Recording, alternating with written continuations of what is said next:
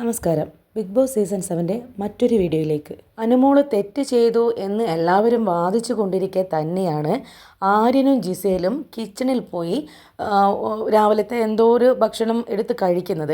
അതിനെതിരെ അനീഷ് ചോദിക്കുന്നു, ഇവിടെ അനുമോള് ചെയ്ത അതേ തെറ്റ് തന്നെയാണ് ആര്യനിപ്പോൾ ചെയ്തിരിക്കുന്നത്, അത് ശരിയല്ല.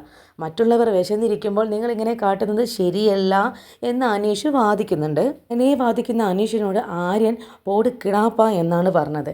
അപ്പോൾ അനീഷ് അതിനെതിരെ ശക്തമായി പ്രതികരിക്കുന്നുണ്ട്. കിണാപ്പ എന്നൊക്കെ നിൻ്റെ വീട്ടിലുള്ളവരെ പോയി വിളിച്ചാൽ മതി എന്നൊക്കെ പറയുമ്പോൾ എൻ്റെ വീട്ടുകാരെ വിളിച്ചു എന്ന് പറഞ്ഞിട്ടുണ്ടാവുന്ന തർക്കങ്ങളാണ് പിന്നീടുള്ളത്. അപ്പോൾ ആര്യൻ പറയുന്നത് കിണാപ്പാന്നൊന്നും ഞാൻ വിളിച്ചിട്ടില്ല എന്നാണ്.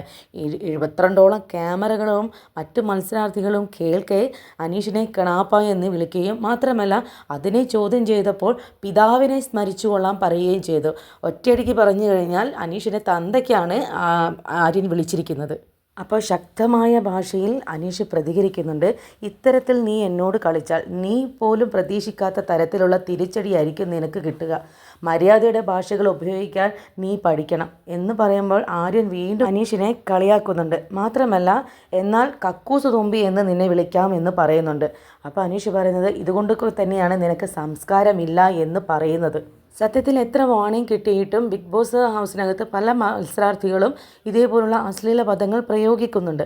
എന്തായാലും ഇന്ന് ആര്യൻ അനീഷിനോട് സംസാരിച്ചതും അനീഷിനെ വിളിച്ച വാക്കുകളോടും നിങ്ങൾക്കുള്ള അഭിപ്രായങ്ങൾ ഒന്ന് കമൻറ്റായി രേഖപ്പെടുത്തണേ.